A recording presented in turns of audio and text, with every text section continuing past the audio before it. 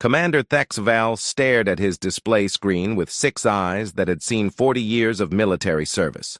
The unknown ship hung in space like a metal box with engines attached. It was small, perhaps 300 meters long, and moved with the grace of a flying brick. "Analysis, Remoth," he said to his science officer.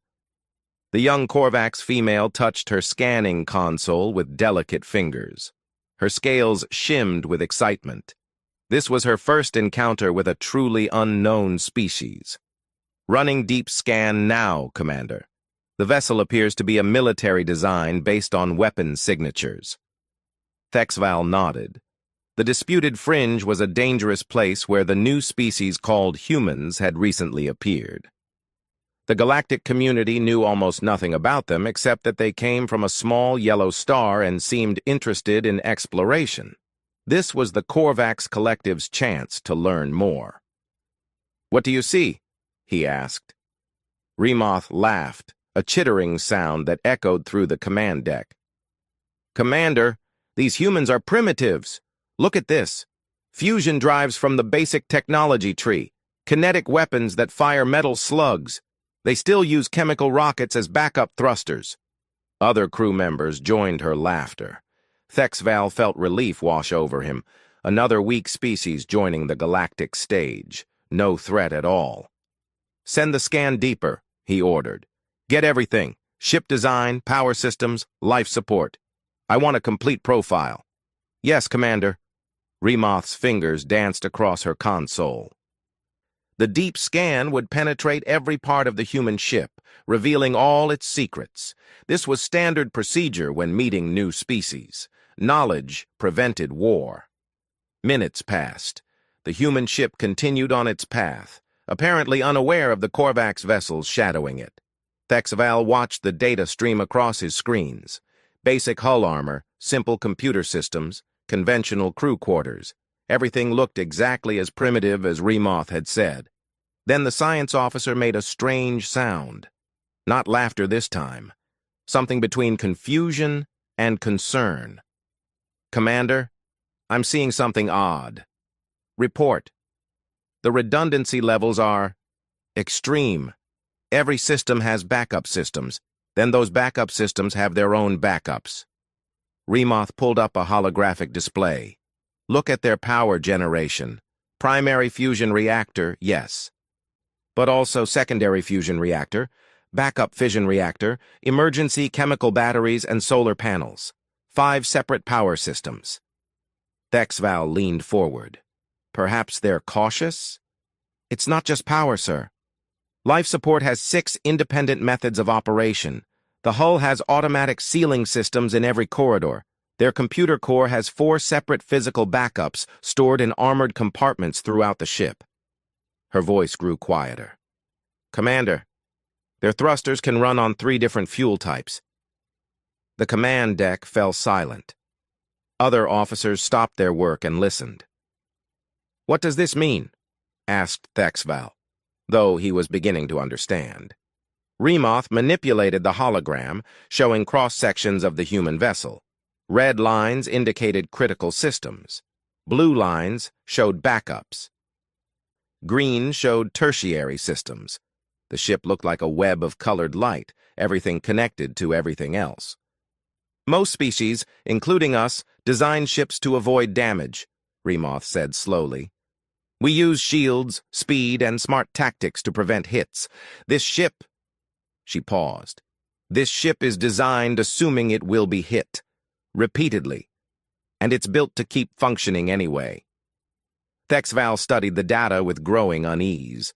The human ship's armor wasn't particularly thick by galactic standards, but it was layered in a complex pattern. Internal bulkheads could seal independently.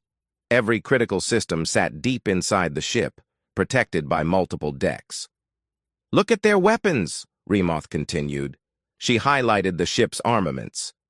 "Kinetic cannons in turrets that can operate manually if computer targeting fails. Missile tubes with mechanical backup launchers. Even the point defense guns have iron sights for manual aiming." "Iron sights?" Thexval didn't know the term. "Ancient targeting method. Visual alignment by eye. These humans built modern weapons that can still work like ancient weapons if all their technology fails. Another officer spoke up. What about their crew? What does the scan show? Remoth pulled up new data. 247 life forms aboard, all human. Medical bay is extensive. Surgical equipment, prosthetic limbs, emergency stasis pods, even dental tools. Their sick bay can handle major battlefield injuries. Battlefield injuries? Thexval felt cold despite his warm blood. On a ship? Yes, Commander. And there's more. Food storage shows rations for 6 months at minimum consumption. Water recycling has triple redundancy. They're carrying emergency supplies as if expecting a long siege. Thexval stared at the human ship with new eyes. What had seemed like a primitive vessel now looked like something else entirely. A fortress, a bunker, a survivor. Pull up their database files, he ordered. What can we learn about their culture? Remoth worked quickly. Their computer security is good but not advanced. I'm accessing historical files now. Oh no. What is it? Commander, these humans fought themselves. For thousands of years, wars lasting decades, conflicts involving their entire planet. The destruction in their history. Her voice trailed off. The hologram changed, showing images from human history.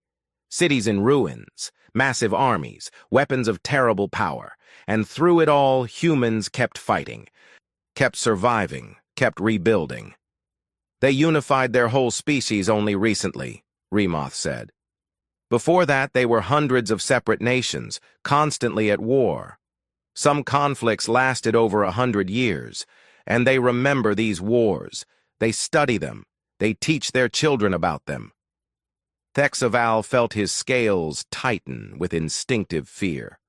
The Korvax had fought one major war in their history, 500 years ago. It lasted 3 months and nearly destroyed their civilization. They had spent centuries ensuring it never happened again. These humans had fought for millennia. Commander, Remoth's voice shook slightly. This vessel is designated as a light patrol frigate in their fleet classification. It's one of their smallest military ships. The command deck was absolutely silent now. Thexval looked at the boxy, ugly human ship drifting through space. It wasn't elegant like Korvax vessels, or sleek like Vrex raiders, or beautiful like Talman cruisers. It looked functional, practical, built by survivors who expected the worst and prepared for it. Continue monitoring, he said quietly, and upgrade our alert status. I want shields ready and weapons on standby. Are we expecting trouble, Commander? Thexval studied the human ship one more time. Every line of its design, every system and backup and redundancy told the same story. These were not conquerors. These were not explorers seeking glory. These were survivors who had learned that the only way to ensure you lived through disaster was to build something that refused to die. I don't know, he answered honestly. But that ship isn't designed to win battles quickly. It's designed to refuse to lose them.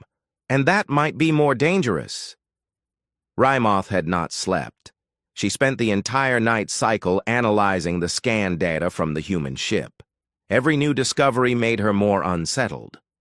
Now she stood before Commander Thexval and the senior staff, preparing to share what she had learned. Begin your report, Thexval said. She activated the holographic display. The human ship appeared, rotating slowly. I have completed deep analysis of the vessel designated UHNS Indomitable. My findings are disturbing. We already know they favor redundancy, said Commander Veltrix, the tactical officer. Tell us something new. It's not just redundancy, Remoth said. It's philosophy. Every design choice reveals how humans think about survival and war. She highlighted the ship's weapons. These kinetic cannons are considered primitive by our standards, but look closer. The barrels are replaceable. The firing mechanisms are modular. The ammunition is standardized across multiple weapon types. So? Veltrix looked unimpressed. So a damaged cannon can be repaired using parts from other cannons, in battle, by the crew, without returning to a shipyard. Rymoth changed the image. The same principle applies everywhere. Their fusion reactor uses components that are compatible with their backup fission reactor. Their life support can operate using ship's power, emergency batteries, or even hand cranks. Hand cranks? Thexval leaned forward. Manual operation? Yes, Commander. If all power fails, human crew can manually pump air, manually seal doors, manually operate critical systems. The ship can function at minimal capacity even if completely dead. A heavy silence filled the room. Korvac's ships were marvels of integration and efficiency. But if their main computer failed, most systems became useless. The idea of manually operating a starship seemed absurd. "What about the crew?" asked Medical Officer Jastin. "What does the scan tell us about them?" Rymoth pulled up biological data. 247 humans, mixed genetic backgrounds from across their homeworld. Physical conditioning is extensive. Muscle density 20% higher than galactic average for their body mass. Bone strength indicates regular high-gravity training. "They prepare their bodies like soldiers," Jastin observed. "Because they are soldiers," Rymoth said, "but not just soldiers. The crew includes engineers who train in combat, scientists who train in damage control. Even their medical staff carries weapons. Every crew member has multiple roles." She brought up the ship's interior layout. "Look at their crew quarters. Each section has emergency supplies, medical kits, spare atmosphere masks, even weapons lockers. They expect their own ship to become a combat zone." Thexval felt his concern growing. "Are they expecting to be boarded?" "Expecting? No, Commander. Preparing. There is a difference." Remuth highlighted corridors throughout the ship. Every passageway has defensive positions.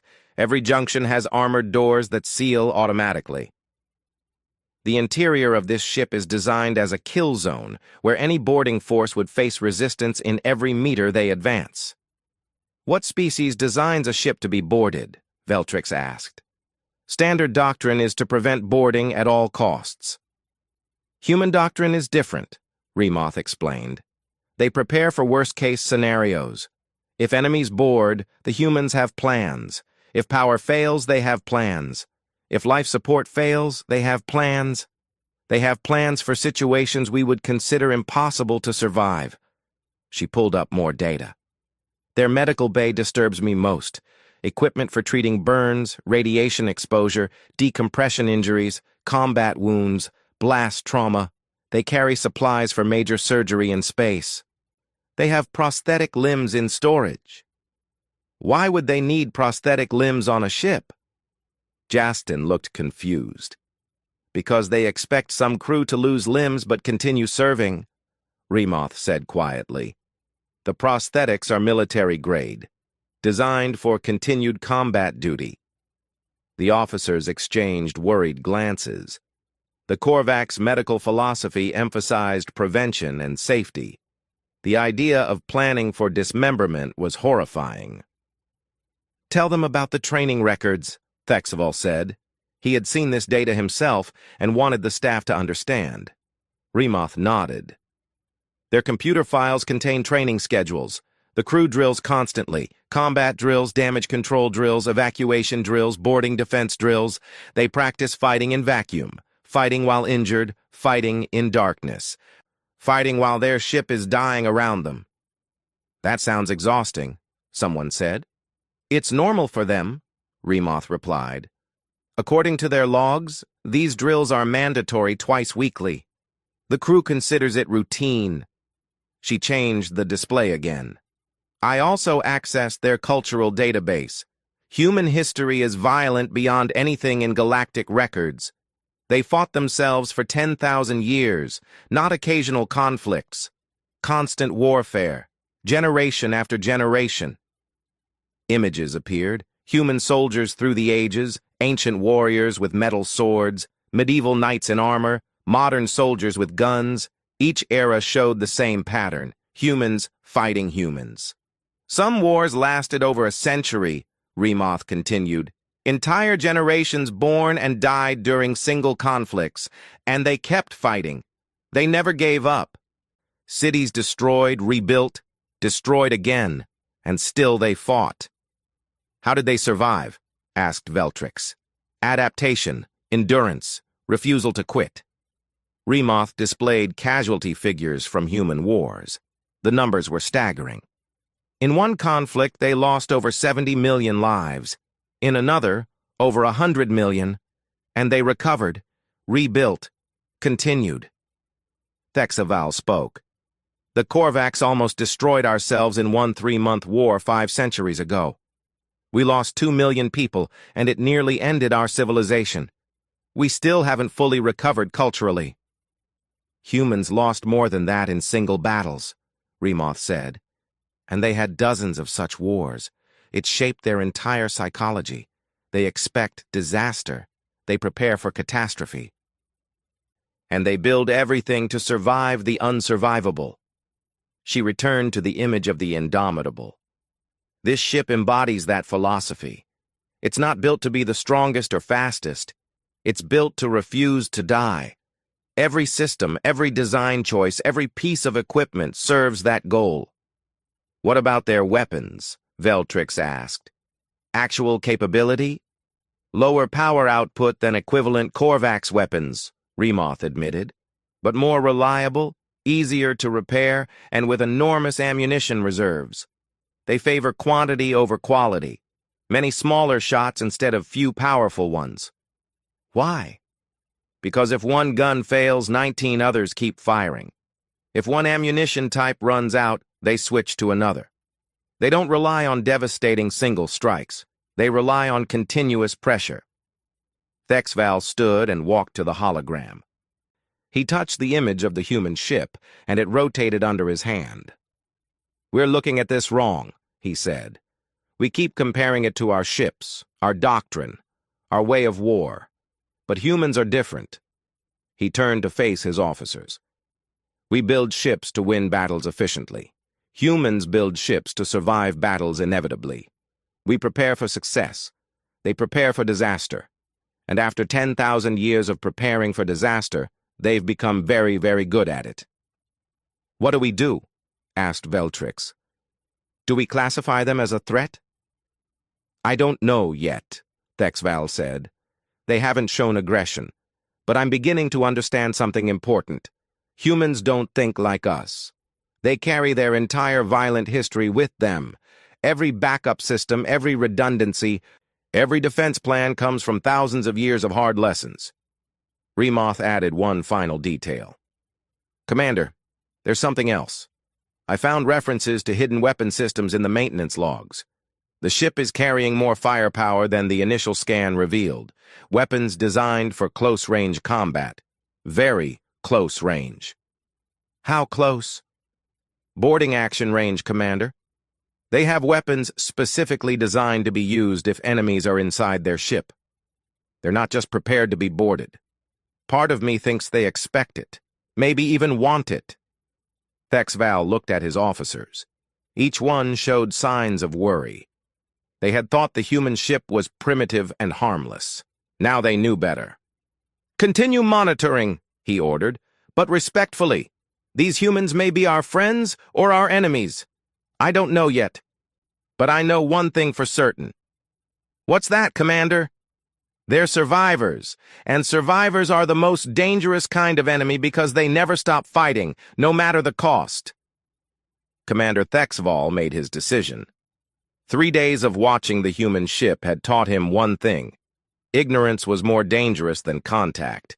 He needed to understand these newcomers. Open a communication channel, he ordered. His communications officer hesitated. Commander, we haven't reported to Fleet Command yet. Contact protocols require authorization before speaking with unknown species. I'm authorizing it, Thexval said firmly. Open the channel. A moment later, the main view screen flickered to life. A human face appeared. Male, with dark hair and calm brown eyes. His uniform was neat and simple, marked with insignia that likely indicated rank. "This is Captain Min Ji-hoon of the United Human Naval Ship Indomitable," the human said in perfect galactic common language. His accent was strange but clear. "I've been waiting for you to say hello." Thexval felt surprise ripple through his scales. "You knew we were here?" Captain Min smiled slightly. "Commander, your scanning technology is excellent, but not invisible. We detected your probes 3 days ago." He tilted his head. "Though I must say, your deep scan was very thorough. I hope you found what you were looking for." The Korvax crew exchanged nervous glances. The humans had known the entire time. They had allowed themselves to be scanned. "I am Commander Thexval of the Korvax Collective Exploration Fleet. We mean no harm. We were simply gathering information about your species." "Of course," Min said pleasantly. "We would do the same in your position. No offense taken. Would you like to continue this conversation in person? I can meet you aboard your vessel, or you're welcome aboard the Indomitable." Thexval considered. Meeting on the human ship would show trust, but it was also potentially dangerous. Yet refusing might insult them. "Perhaps neutral ground? There's a stable asteroid nearby." "Unnecessary," Min said. "Commander, if we wanted to harm you, we would have done so already. You have 5 ships to our 1. You have superior technology. We're in no position to threaten you, and we have no desire to try. Come aboard if you wish, or I can come to you. Either way, let's talk." The casual honesty was disarming. Thexval made his decision. "I will visit your ship. I'll bring 2 officers." "You're welcome to bring more if it makes you comfortable. We'll prepare a docking port. Indomitable out." The screen went dark. Remoth turned to Thexval. "Commander, is this wise?" "Probably not," he admitted, "but staying ignorant is worse. Veltrix, you're with me. Remoth, you too. I want your scientific perspective." An hour later, they docked with the human vessel. The airlock opened to reveal Captain Min and 2 human crew members. Both wore sidearms openly. Min extended his hand in the human greeting gesture. "Welcome aboard the Indomitable, Commander Thexval." Thexval studied the human carefully. Min was shorter than him, but moved with efficiency and control. His eyes were alert and intelligent. "Thank you for receiving us, Captain Min. Please call me Ji-hoon. Formality is tiring." The captain gestured down the corridor. "Let me show you around." As they walked, Thexval noticed everything Remoth's scan had revealed was accurate. The corridors had defensive positions. The doors were reinforced. Emergency supply lockers lined every wall, but seeing it in person made it more real. "Your ship is very practical," Thexval said carefully. "That's diplomatic of you," Ji-hoon replied with amusement. "Most species would say it's ugly, and they'd be right. The Indomitable wasn't built for beauty. She was built to bring her crew home alive." They entered the bridge. It was cramped compared to Korvax designs, with stations packed closely together. Crew members worked quietly, barely glancing at the alien visitors. "Your crew is disciplined," Veltrix observed. "They're good people," Ji-hoon said with obvious pride. "Most have served together for 3 years. We trust each other." He gestured to various stations. Navigation, weapons, engineering, communications, standard layout, nothing fancy. Remoth spoke up. "Captain, may I ask about your redundancy systems? Our scans showed unusual levels of backup equipment." Ji-hoon nodded. "You want to know why we over-engineer everything?" "Yes." "Experience," he said simply. "Human space travel is young, only 300 years. In that time, we've lost ships to power failures, life support failures, computer malfunctions, navigation errors, hull breaches, and simple accidents. We learned that space doesn't forgive single points of failure. So you added backups, Thexval said. We added backups to the backups, Ji-hoon corrected. Then we added backups to those. Because the difference between everyone dies and everyone lives is often one working system when everything else has failed. He led them to the engineering section. The main reactor hummed steadily, surrounded by monitoring equipment and control panels. This is our primary fusion reactor. Standard human design. If it fails, we have a secondary reactor here. He pointed to another section. If both fail, we have a fission backup. If that fails, we have batteries. If those fail, we have solar panels. If those fail, we have chemical generators. If all of that fails, we have manual hand crank generators for absolute emergency life support. Hand cranks? Veltrix couldn't hide his disbelief. 2 crew members cranking in shifts can generate enough power to keep 20 people alive in a sealed section indefinitely, Ji-hoon explained. It's exhausting, but it works. We tested it during training. You tested complete power failure? Remoth asked. Every 6 months, we cut all power and run on manual systems for 24 hours. It teaches the crew what to do when everything breaks. Ji-hoon smiled slightly. It's not fun, but it's necessary. They continued the tour. The medical bay was exactly as the scans showed, equipped for major trauma surgery. The crew quarters were small but efficient. The galley stored months of emergency rations. Everything spoke of preparation for disaster. Captain Ji-hoon, Thexval said as they returned to the bridge. Your ship is designed for war. All military ships are, Ji-hoon replied calmly. No, I mean it's designed for terrible war, prolonged war, war where victory is measured in survival, not conquest. Ji-hoon's expression became serious. Commander, humans fought themselves for thousands of years. We know what war costs. We know how brutal it can be. We know that plans fail and equipment breaks and people die. So we prepare, we train, we build ships that can take damage and keep fighting. We build crews that don't give up. But you're not at war now, Remoth said. No, Ji-hoon agreed. And we hope to never be at war again. But hope isn't a strategy. Preparation is. If someone threatens human colonies, we'll defend them. If pirates attack our ships, we'll fight back. If someone attacks our allies, we'll stand with them. The Indomitable is prepared for the worst while hoping for the best. What if you encounter species more advanced than you? Veltrix asked. Species with better technology? Then we'll fight smarter, use tactics, adapt, endure. Ji-hoon met the tactical officer's eyes. Commander, my ship might be primitive by your standards. Our weapons might be basic. But I promise you this. We don't quit. Ever. That's not bravery or foolishness. It's just who we are. Thexval understood now. The human approach to war wasn't about dominance or superiority. It was about refusing to lose. They built ships and trained crews with one goal, survival against all odds. Captain, what are human intentions in this region? He asked. Peaceful exploration and trade, Ji-hoon answered immediately.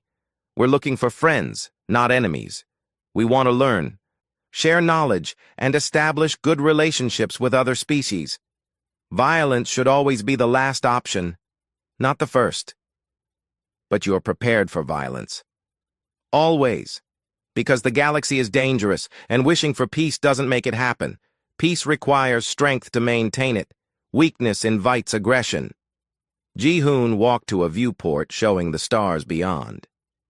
Commander Thexval, I know our ship probably scared you. Our history probably scared you. The way we prepare for war probably scared you. But let me tell you what should actually scare you. What's that?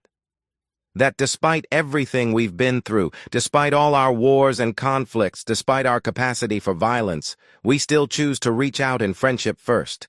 We still choose cooperation over conquest. We learned from our mistakes. We unified our species and stopped fighting ourselves so we could explore the stars together. He turned back to face them. That's the truth about humanity. We're survivors, yes. We're fighters, yes. But we're also learners. And what we learned is that friendship is better than war. Always. Thexval felt his fear beginning to ease. The humans were prepared for violence, but they chose peace. That was good. That was hopeful. Would you like to conduct joint exercises? Ji-hoon asked suddenly. Your fleet and my ship? We could practice communication protocols, navigation coordination, emergency procedures. It would help us understand each other better. What kind of exercises? Thexval asked. Whatever you're comfortable with. Search and rescue, sensor coordination, or if you want something more intensive, we practice boarding defense drills twice weekly. Very educational. Thexval stared at the human captain. Ji-hoon's smile was friendly, but his eyes were sharp. He was offering to show them exactly how humans fought in close quarters. You knew we were scanning you all along, Thexval said. You let us see everything. Of course. Better that you know what we are. No surprises, no misunderstandings. Ji-hoon extended his hand again. So, Commander. Friends? Thexval grasped the human hand carefully. Friends, but you're a terrifying friend to have, Captain. Good, Ji-hoon said, because terrifying friends make the best allies. The quantum communication chamber hummed with energy as representatives from 6 major galactic civilizations appeared as holographic projections around the conference table. Commander Thexval stood at the head, preparing to deliver his report on humanity. This was bigger than just the Korvax collective now. The entire galaxy needed to understand what humanity represented. Admiral Karseth of the Korvax spoke first. Commander Thexval, your preliminary reports have caused considerable concern. Please provide your full analysis. Yes, Admiral.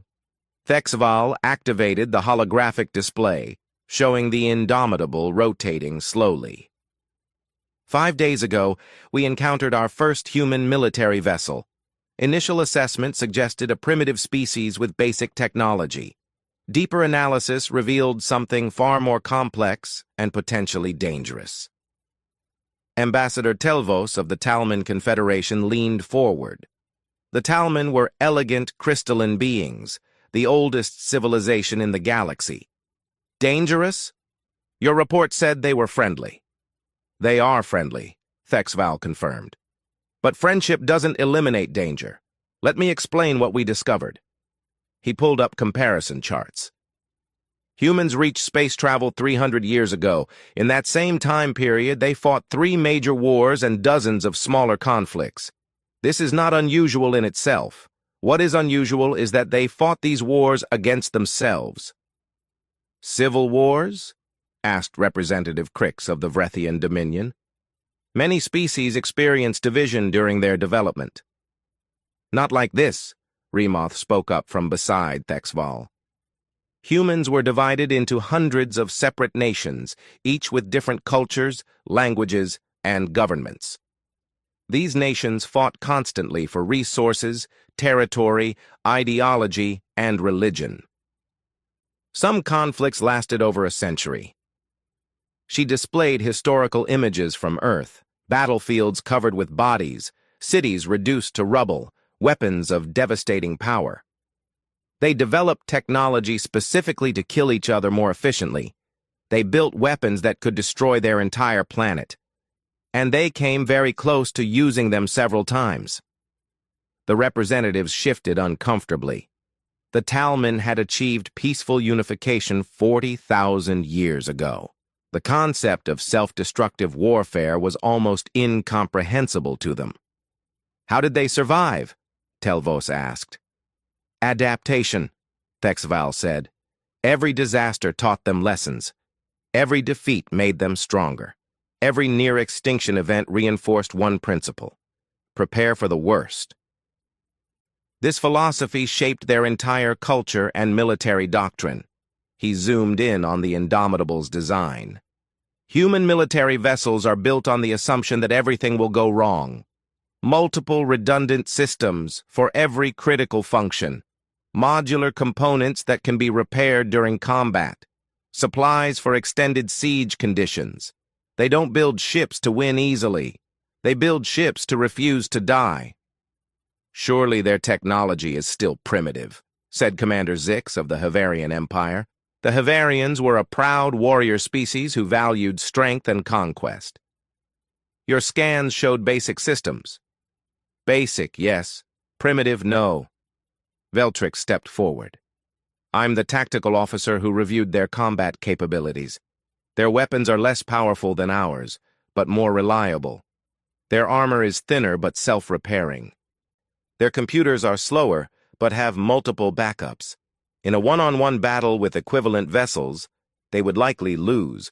But humans don't fight to win quickly. They fight to endure. He pulled up tactical simulations. I ran combat scenarios. In every situation where we achieve quick victory, we win. But in scenarios where the battle extends beyond a few hours, human advantages begin to show. Their redundancy means damaged systems keep functioning. Their training means injured crew continue fighting. Their psychology means they don't surrender even when facing certain defeat. That's not rational, Zix objected. It's completely rational from their perspective, Remoth countered. Human history shows that surrendering often meant death anyway, so they learned to fight until they couldn't fight anymore. And then they kept fighting. It's not bravery or stupidity, it's learned survival behavior reinforced over thousands of years. Ambassador Telvos spoke thoughtfully. You're suggesting humans are dangerous because they refuse to quit? Not just refuse, Ambassador. They're psychologically incapable of quitting. It's not in their nature. Thexval displayed cultural data. Human mythology celebrates what they call last stands. Battles where small groups fought overwhelming enemies and lost, but inflicted maximum damage. They honor these defeats as much as victories. They teach their children about them. They build monuments to them. They celebrate losing. Zix looked confused. They celebrate refusing to lose, Thexval corrected. There's a difference. A human force that knows it will die doesn't surrender. It fights harder. Makes the victory as expensive as possible for the enemy. This is fundamental to their psychology. Admiral Karseth studied the data carefully. What about their intentions? Are they expansionist? Aggressive? No, Admiral. Captain Minji-Hoon was clear about human goals. Peaceful exploration and trade. They want friends, not enemies. But they're prepared for enemies if necessary. Can we trust them? Asked Representative Siska of the Pelthian Consensus. The Pelthians were a cautious, analytical species who valued careful planning. I believe so, Thexval said. Captain Min was honest and direct. He knew we scanned his ship and didn't object. He explained their philosophy openly. He even offered to demonstrate their combat training so we could understand them better. That's not the behavior of a species planning aggression. Or its brilliant deception, Zix suggested darkly. Commander Zix raises a valid concern, Karseth said. How do we know this isn't a strategy to make us underestimate them? Remoth answered. Because they did the opposite, Admiral. They let us see everything. Their redundant systems, their combat training, their violent history. They showed us exactly how dangerous they can be. That's not how you deceive someone, that's how you prevent misunderstandings. She pulled up biological data. I also analyzed their physical capabilities. Humans evolved as persistence hunters on their homeworld. They're not the strongest or fastest, but they have incredible endurance. They can run for hours. They can function with injuries that would incapacitate most species. Their pain tolerance is extraordinarily high. Why? Telvos asked. Because their ancestors hunted prey by chasing it until it collapsed from exhaustion. They would track animals for days across vast distances. Humans are built for the long game, for outlasting opponents. This carries over into their military thinking. Thexval brought up the next point. There's also the matter of their diversity. The crew of the Indomitable comes from dozens of different genetic backgrounds, representing humans from across their planet. This was once a source of conflict. Now it's a source of strength. They unified their entire species for space exploration. How did they achieve unification? Siska asked. Necessity and choice, Thexval said. They nearly destroyed themselves several times and finally decided cooperation was better than extinction. It wasn't easy. It took generations, but they did it. That shows capacity for growth and change. Admiral Karseth looked at the assembled representatives. We need to make a decision. How do we respond to humanity's presence in the galaxy? Containment, Zix said immediately. Establish borders and keep them confined to their own space. They're too dangerous to allow free expansion. That would create exactly the conflict we want to avoid, Telvos argued. Containment breeds resentment. Better to welcome them and integrate them into the galactic community. With proper monitoring, Siska added. We should establish diplomatic relations, but maintain awareness of their military capabilities. The debate continued for several minutes. Thexval listened as species with thousands of years of spacefaring experience tried to understand humanity based on a few days of observation. They were missing something important. Representatives, he interrupted, you're focusing on the wrong question. Explain, Karseth said. You're asking whether humans are dangerous. The answer is yes, obviously they are. But that's not what matters. What matters is whether they're trustworthy, and I believe they are. Thexval gestured to the Indomitable. Captain Min was honest with me. He explained their philosophy clearly. He wants friendship but is prepared for conflict. That's not threatening. That's sensible. Commander, you've spent only days with them, Zix objected. How can you make such assessments? Before Thexval could answer, an urgent signal flashed on his console. His communications officer's voice came through. Commander, we're receiving a distress call. A Korvax colony ship is under attack by Vrex raiders in the adjacent sector. The room fell silent. Vrex raiders were notorious pirates who preyed on civilian vessels. They were numerous, brutal, and effective. How many raiders? Karseth demanded. 12 vessels, Admiral. The colony ship has minimal defenses. They won't last long. Nearest military response? Our fleet is 3 hours away, Admiral. 3 hours was far too long. The colony ship would be destroyed or captured within minutes. 2,847 Korvax civilians would die or become slaves. Admiral, Thexval said quietly, the Indomitable is only 20 minutes from that location. Everyone turned to look at him. The human ship. The vessel they had been debating about for the past hour. Small, primitive, alone. One ship against 12, Zix laughed harshly. That's suicide. For most species, yes, Thexval agreed. But humans don't think like most species. Karseth made his decision. Open a channel to Captain Min. Let's see if humanity's friendship extends to risking their lives for strangers. Captain Min Ji-hoon's face appeared on the view screen. Behind him, the Indomitable's bridge showed organized chaos as crew members moved with practiced efficiency. He had already received the distress call. Commander Thexval, Min said calmly, I assume you're calling about the colony ship. Captain, a Korvax civilian vessel is under attack by 12 Vrex raider ships. Our military fleet is 3 hours away. The colony ship has minutes at most. Thexval paused. The Indomitable is the only military vessel in range. 23 minutes at maximum acceleration, Min confirmed. We picked up their distress signal 2 minutes ago. I've already ordered the crew to battle stations. Captain, you understand the odds? 12 ships against 1? Min's expression didn't change. I understand mathematics, Commander. I also understand that 2,847 civilians will die if no one helps them. That's unacceptable. You'll be outnumbered, Admiral Karseth said from his holographic projection. "Your ship could be destroyed." "Admiral, with respect, my ship is designed to be destroyed, but it's designed to take a long time doing it." Min glanced at something off-screen.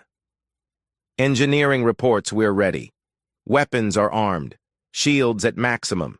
Medical bay is prepared for casualties. We're moving to intercept now."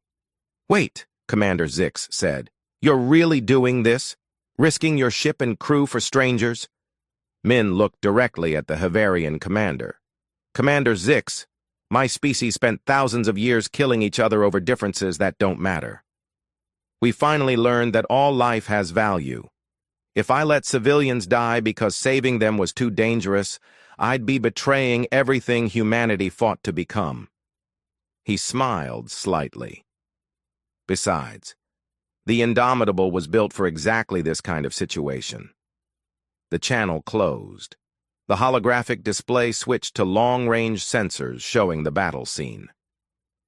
The Korvax colony ship was large and slow, designed for transporting families to new settlements. It had minimal shields and no weapons.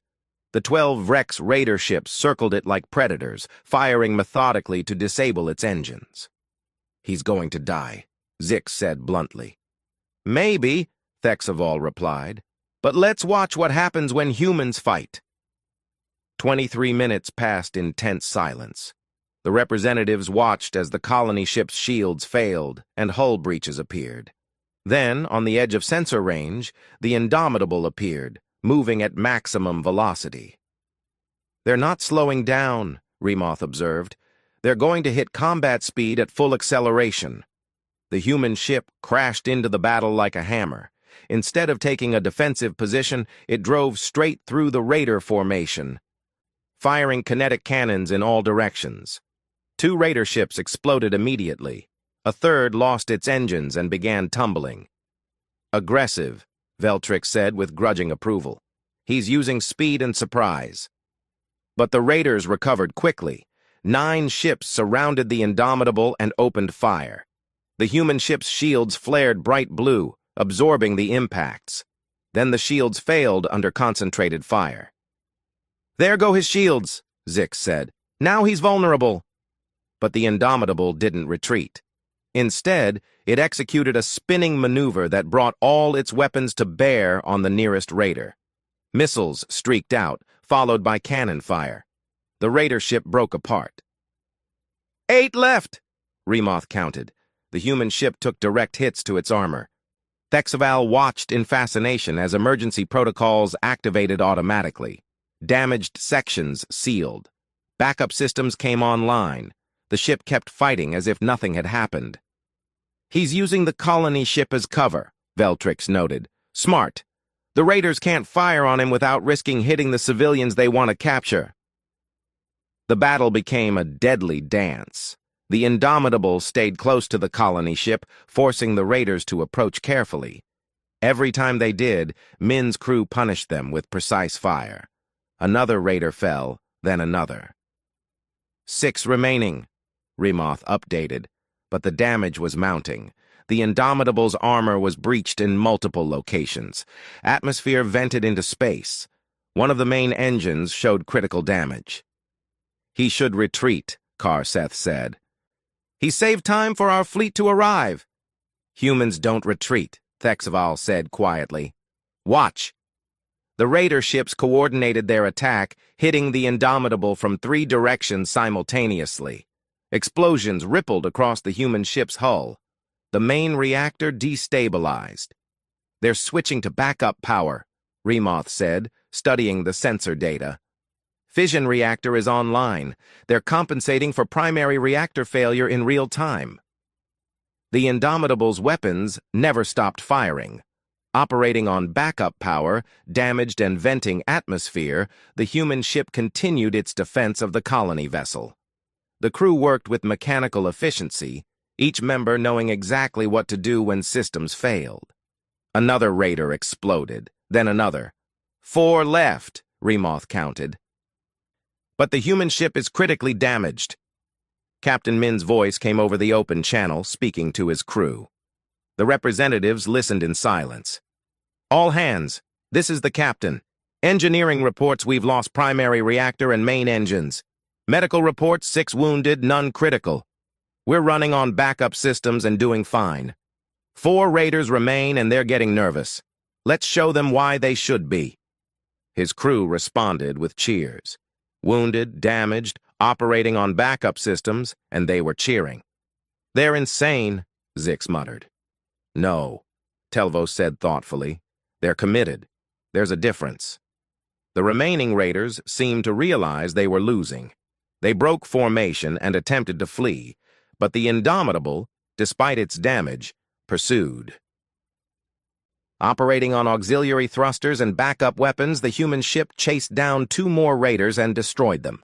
The final 2 raiders jumped to faster-than-light speed and escaped. Silence filled the chamber. The representatives stared at the sensor data showing the aftermath. The Indomitable hung in space, heavily damaged but intact. The colony ship was safe, suffering only minor hull breaches and no casualties. Impossible, Zix whispered. 1 ship against 12. He won. He didn't win, Thexval corrected. He refused to lose. That's different. The channel to the Indomitable reopened. Captain Min appeared, and Thexval noticed a small cut on his forehead, probably from impact during the battle. Behind him, the bridge showed signs of damage, but the crew was already working on repairs. Commander Thexval? The colony ship is secure. They have minor damage, but all civilians are safe. We're moving to escort them until your fleet arrives.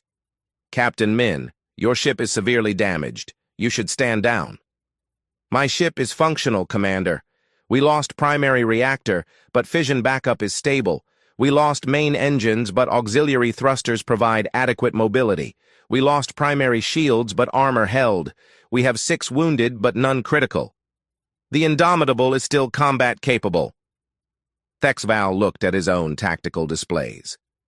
By any reasonable standard, the human ship should be classified as mission killed, too damaged to continue operations. But Min was right. Despite everything, it could still fight. You destroyed 6 raider ships and disabled 2 more, Admiral Karseth said. How? Training, preparation, and a stubborn crew, Min replied. The raiders expected us to retreat when damaged. We didn't. They expected our weapons to stop when we lost primary power. They didn't. They expected us to panic when systems failed. We activated backups instead. Eventually, they realized they were losing ships to an opponent that wouldn't quit, so they quit instead. Your crew is injured, Karseth observed, yet they continue working. They're professionals, Admiral. A cut or bruise won't stop them from doing their duty. Min glanced over his shoulder at his crew. Though I'll admit our medical officer is going to yell at me later for not going to sickbay immediately. A voice came from off-screen. You're bleeding on my clean bridge, Captain. That's a paddling. Min smiled. See? No respect for authority. He turned back to the view screen. Commander Thexval, I need to oversee repairs and escort the colony ship to safety. Was there anything else? Captain, Telvo spoke up. On behalf of the Talman Confederation, I want to thank you. You risked your ship and crew to save strangers. This is the action of true nobility. With respect, Ambassador, this is the action of basic decency. Those were civilians in danger. We helped because we could, not because we expected reward or recognition. Min paused. Though I wouldn't say no to a repair facility when your fleet arrives. We're functional, but we'd benefit from proper repairs. You'll have everything you need, Karseth promised. Captain Min, you've demonstrated humanity's character more clearly than any report could. The Korvax Collective welcomes friendship with humanity. As does the Talman Confederation, Telvos added. One by one, the representatives offered friendship and alliance. Even Commander Zix, though grudgingly, acknowledged respect for the human captain's actions. Thank you, Min said simply. Humanity looks forward to peaceful cooperation with all galactic civilizations. Now, if you'll excuse me, I have a ship to repair and an angry medical officer to deal with. Indomitable out. The channel closed. The representative sat in silence for a long moment. I owe you an apology, Commander Thexval, Zix finally said. I was wrong about humans. They are dangerous, but not in the way I thought. How so? Thexval asked. They're dangerous because they care, because they'll fight for strangers, because they refuse to accept defeat even when rational analysis says they should. Zix shook his head. An enemy that fights for gain can be bribed or negotiated with. An enemy that fights for survival can be threatened or reasoned with. But an enemy that fights for principle? That enemy is unbeatable because they'll never stop. Then it's good they're our friends, Telvo said. Thexval watched the Indomitable on his display. The scarred, damaged ship was already maneuvering to escort the colony vessel, operating on backup systems and sheer determination. Crew members were visible through hull breaches, conducting repairs in vacuum suits while the ship continued its mission. Rimoth, he said quietly, what did we learn from all this? His science officer thought for a moment. That humans are exactly what they appear to be. They're honest about their capacity for violence. They're honest about their preparation for war. They're honest about their refusal to quit. And they're honest about choosing friendship over conflict. She paused. They're dangerous, yes. But they're dangerous in defense of others, not in conquest of them. And that's what should terrify potential enemies, Thexval said. Not their weapons or ships or technology. The terrifying thing about humans is that they fight hardest, not for themselves but for others. They'll take risks and accept damage to protect strangers. That's not just military capability. That's moral courage. And moral courage is the most dangerous weapon in the galaxy. Karseth spoke. Commander Thexval, I'm appointing you as official liaison to humanity. You understand them better than anyone else. Help us build this friendship properly. Yes, Admiral. Though I think Captain Min will be doing most of the work. He's already shown the galaxy what humanity truly is. The holographic representatives began disconnecting, returning to their respective worlds with new understanding of the newest spacefaring species. Thexval remained, watching the damaged human ship escorting the colony vessel. Commander? Rimoth asked. What are you thinking? I'm thinking that we scanned a human warship expecting to find weakness. Instead, we found strength we didn't understand. We expected primitive technology. Instead, we found sophisticated philosophy. We feared their capacity for violence. Instead, we discovered their commitment to protecting life. He turned to face his science officer.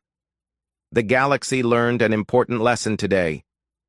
When you scan a human warship, you're not seeing what they can do at their best. You're seeing what they refuse to stop doing at their worst. They don't have the best shields, but they fight when shields fail. They don't have the best weapons, but they fire when weapons are damaged. They don't have the best technology, but they adapt when technology breaks. And that's what makes them terrifying? Rimoth said. No, Thexval corrected gently. That's what makes them invaluable. The terrifying part is knowing that if humanity ever turned that determination against the galaxy, we couldn't stop them. We could kill them, yes. Destroy their ships, yes. Win battles, yes. But we could never make them quit. And a war against an enemy that refuses to quit is a war no one can win. He looked at the Indomitable one last time. Scarred and damaged, but still protecting civilians. Thank the stars they're on our side, Rimoth smiled. And thank the humans for choosing to be.